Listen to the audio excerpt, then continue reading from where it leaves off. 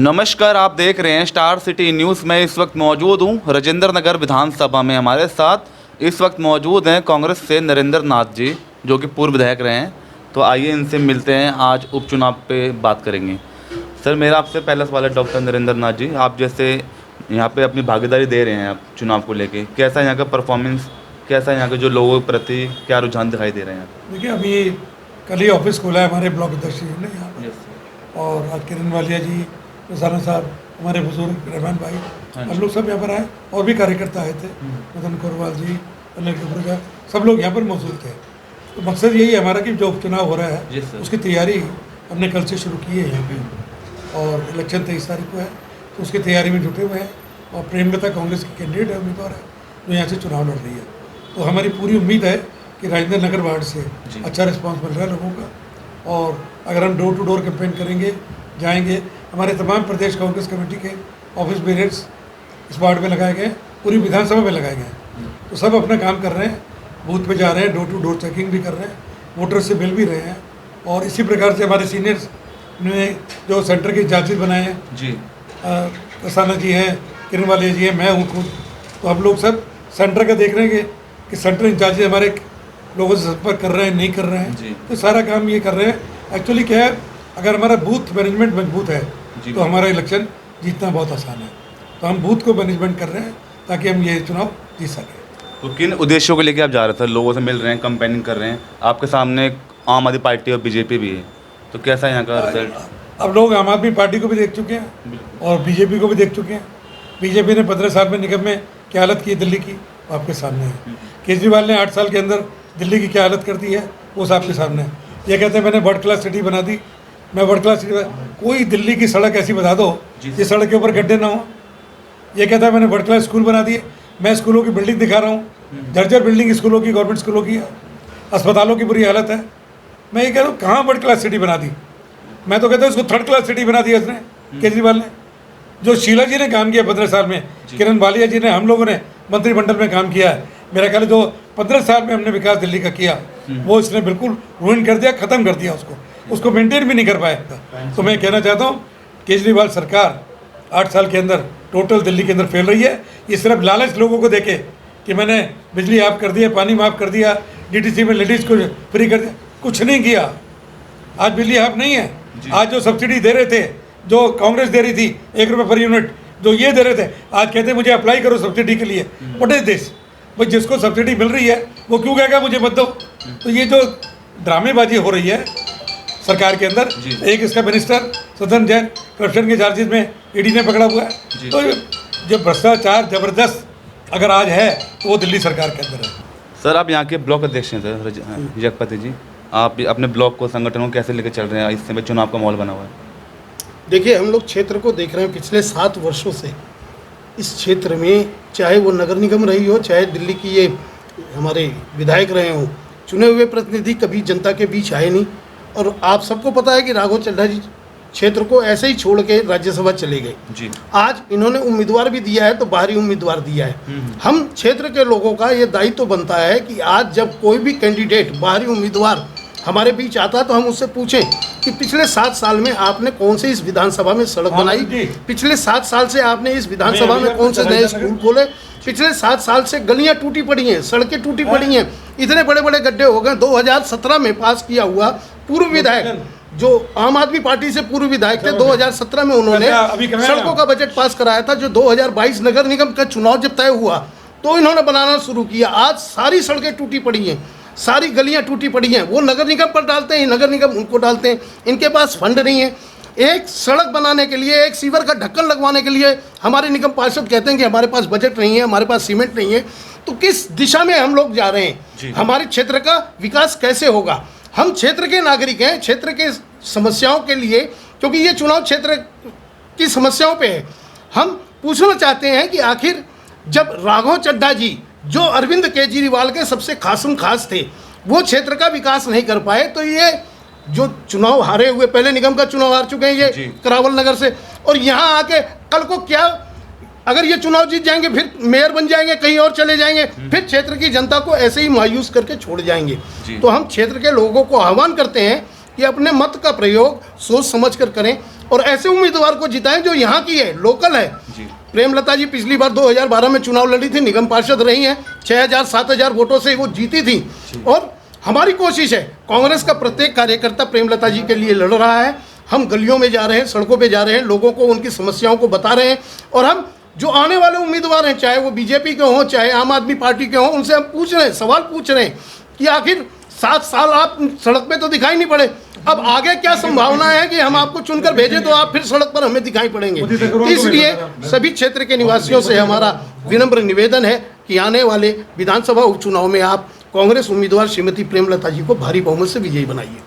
अच्छा किरण वालिया जी, मेरा आपसे सवाल है, जैसे आपने राजेंद्र नगर उपचुनाव में आपने जो कैंपेनिंग कर रहे हैं, जो आपने इस चुनाव में भागीदारी ली है, कैसा यहाँ का रिस्पांस दिखाई दे रहा है? हमारी कुछ पब्लिक मीटिंग्स हुई हैं जिसमें लोगों से वार्तालाप हुआ है, बातचीत हुई है। प्रेमलता जी खुद वहाँ थी और वहाँ पे त्राई मची हुई है। वहाँ के लोगों ने अपनी वही मुसीबतें ऑडियंस में बैठ के भी बताई कि जहाँ पर सबसे बड़ी किल्लत उन्होंने पानी की बताई और बताया कि पानी गांव के इलाकों में तो बिल्कुल भी नहीं आ रहा, और जब पानी ही नहीं आ रहा और जो पानी है वो इतना गंदा है, तो एक बेसिक चीज़ जो केजरीवाल जी जो आम आदमी पार्टी का मुद्दे उठा रहे थे कि मैं आम आदमी पार्टी का हूँ, सबसे पहले तो वो सबसे बड़े खास आदमी बन गए।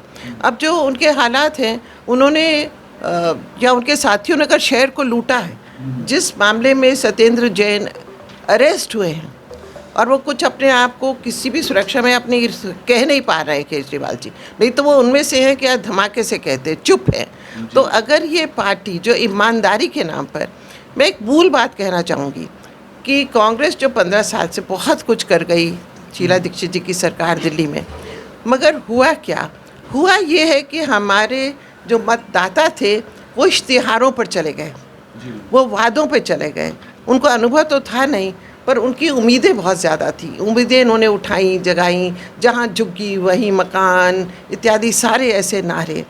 आज 4 साल हो गए, जो ओल्ड एज पेंशन है उसको भर के लोगों ने दिया हुआ है, पेंशन नहीं लग रही, तो गरीब का ये हाल है।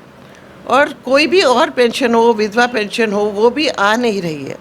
तो इस तरह से जो ये पेंशन थी, कभी कोई इस तरह से विलम्ब होता नहीं था।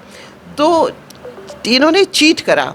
जो तमाम हज़ारों टीचर था वो, जिनका वोट इनको मिला, जिन्होंने इनके गले में हाथ डाल के कहा कि मैं तुम सबको पक्का करूँगा, वो हज़ारों टीचर अब सड़कों पर बैठ के भी थक गया।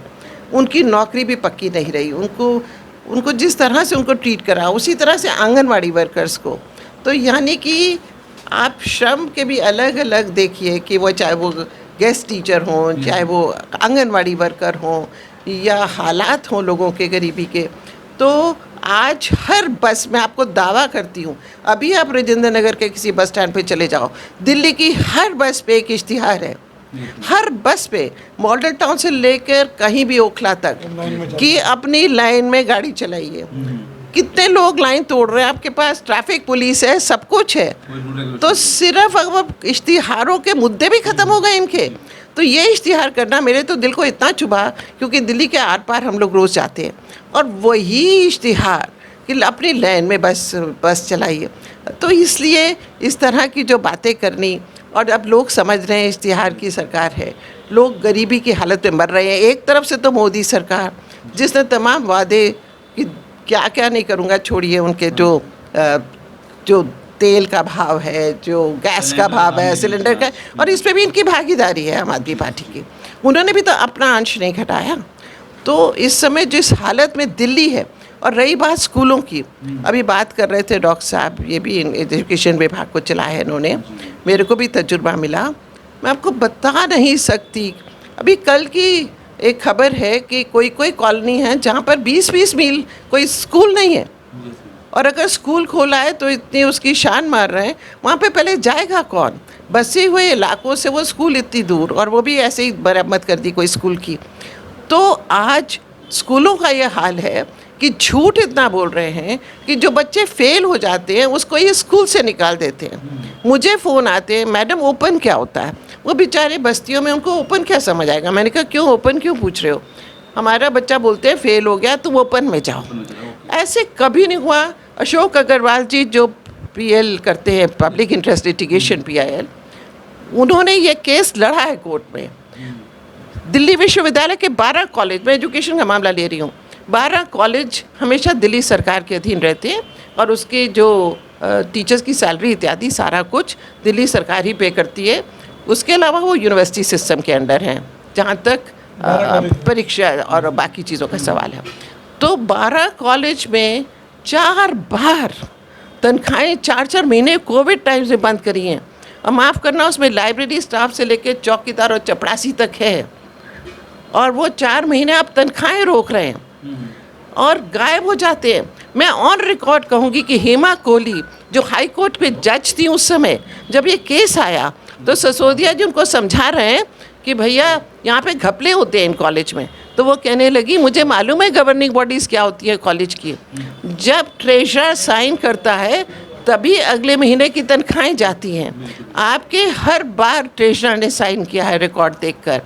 तो मतलब उन्होंने डांटा है इन लोगों को, तो इनको कोई शर्म नहीं है। तो चारों तरफ हाहाकार है और मुझे लगता है कि एक धोखाधड़ी की सरकार, कुछ बातों में फेल होना और बात है, आए ही झूठे वायदे करके झूठे वायदे निभाने, एक सारे अब जुमले बन चुके हैं इनके तो वायदे। तो एक बड़ी दुख की बात है। हमें ये दुख नहीं है कि हम हार गए, हमें ये दुख है कि दिल्ली का क्या हाल करा। तो ये जो बातें हैं ये धोखाधड़ी की बिल्कुल सरकार है, इसमें कुछ भी। और आज दिल्ली में मैं रिकॉर्ड कह दूं, सारी दिल्ली ये बात कर रही है कि केजरीवाल जी का जाके घर देखना चाहिए। जो कहते थे हम पैदल आएंगे, हम साइकिल पे आएंगे, हम 3 व्हीलर में आएंगे, जिस दिन इन्होंने ज्वाइन करा 3 व्हीलर खड़े करे मेन रोड पर और फिर कोई टोगा रिक्शा या किसी कुछ साइकिल रिक्शा पे आ गए, 3 व्हीलर करा, वो पकड़े गए कि उनकी गाड़ियाँ वहाँ खड़ी थी। तो जनाब ये ड्रामा नहीं है, ये प्रशासन है। जनता का दुख आपको दूर करना होगा और उसको सुख देना होगा, नहीं तो काबिल एतबार ये सरकार नहीं है। नई दिल्ली जिला से अध्यक्ष हैं वीरेंद्र कसाना जी से बात कर लेते हैं। सर, जिस तरह भारतीय जनता पार्टी आरोप लगा रही है गांधी परिवार पर, जैसे ईडी की जांच भी हुई है, तो उसमें क्या खुलासा पाया गया, थोड़ा हम इस बारे में जानना चाहेंगे। देखिए, जब से भाजपा शासन में आई है, इन लोगों ने ईडी का, इनकम टैक्स का और जो सरकारी संस्थाएं हैं उन सब का बड़ा खुले तौर पे दुरुपयोग किया है। और विपक्ष की आवाज़ को दबाने के लिए न केवल दिल्ली में, न केवल गांधी परिवार, विपक्ष, तमाम विपक्ष जितने भी विपक्ष है उन सब की आवाज़ को दबाने के लिए इन्होंने इन संस्थाओं का सहारा लिया हुआ है। लेकिन ये आवाज़ दबती नहीं है, जो सच्चाई है वो सामने आती है। बहुत पहले आपको याद हो, बोफोर्स में भी इन्होंने इस तरह से राजीव जी के खिलाफ बहुत बड़ा षड्यंत्र करके ये आवाज़ उठाई थी, लेकिन उसके अंदर कुछ नहीं निकला। और जनता यहाँ की भोली भाली है, बातों में आ जाती है। अब ये ईडी का जो उन्होंने चलन चला रखा है, इन्फोर्समेंट डायरेक्टरेट, सीबीआई, ये नाम बहुत बड़े बड़े हैं, इनकी जांच में कुछ भी नहीं निकलता। 8-8 घंटे बैठ के, एक आप मुझे समझाइए, 9 घंटे बैठ के क्या जांच कर रहे हो आप, क्या पूछना चाह रहे हो आप? कितनी बड़ी बात है ऐसी? दस्तावेज सारे आपके पास में हैं, सरकार सारी आपके पास में है, आप जाइए जांच कर लीजिए। हेराल्ड का दफ्तर आपके पास में है, वो खुला हुआ है, सारे दस्तावेज आप देख लीजिए। किस बात की जांच आप कर रहे हो? केवल एक इस तरह से माहौल बना रखा है कि पूरे देश के अंदर वो परिवार, जिस परिवार का इस देश के लिए बलिदान है, जिस परिवार का इस देश के लिए पूरी कुर्बानी है, उस परिवार को परेशान करने के लिए, और वो परिवार और वो राहुल गांधी जी जो सबसे ज़्यादा मुखर होकर आज नरेंद्र मोदी जी के खिलाफ बोल रहे हैं, भाजपा सरकार के खिलाफ बोल रहे हैं, सिर्फ इस बात की परेशानी है। इसीलिए ईडी का ये दबाव बनाया जा रहा है, अन्यथा कुछ भी नहीं है। आप सब जानते हैं अच्छे से, बहुत अच्छे से विस्तार से पी चिदम्बरम साहब ने इसको विस्तार से बता दिया है कि हेराल्ड का मामला क्या है। ये 3 हमारे न्यूज़पेपर्स थे जो निकलते थे 1938-1937 में। पंडित जवाहरलाल नेहरू जी ने इसकी शुरुआत की, जो अंग्रेज़ों के खिलाफ जो बातें होती थी उनको बताने के लिए सारा कुछ था। जब अखबार घाटे में गए, जब देश आज़ाद हुआ, उसको पढ़ने वाले कम हो गए और अखबार आ गए, न्यूज़ चैनल्स आ गए, तो उस धीरे धीरे वित्तीय उसकी व्यवस्था जो है वो ख़राब हुई। तो वो पैसा जो है कांग्रेस पार्टी ने उनकी मदद के लिए दिया, जिसमें उसमें वित्तीय जो घाटे थे, जो नौकरियां जो वहाँ करते थे, उनकी पेंशन थी और उनके जो वित्तीय जो उनके और मामले थे उनको पूरा करने के लिए पैसा दिया गया। उसके बाद में वो पैसा जो वापसी कांग्रेस पार्टी नहीं ले सकती थी, तो एक यंग इंडिया कंपनी के नाम से वो सारा का सारा उसमें हम लोगों ने पैसा उसमें वापस लिया।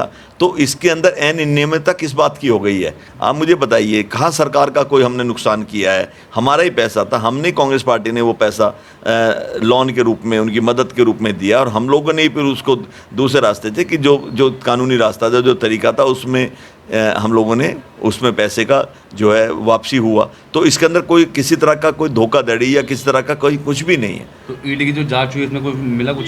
देखो, ईडी की जांच तो ईडी के अधिकारी बता पाएंगे। मैं समझता हूँ कि जब इस तरह का जब विषय होता है तो जो मीडिया के चैनल, न्यूज़पेपर्स वगैरह भी जो बातें बता रहे हैं वो बिल्कुल गलत है, सरासर गलत है।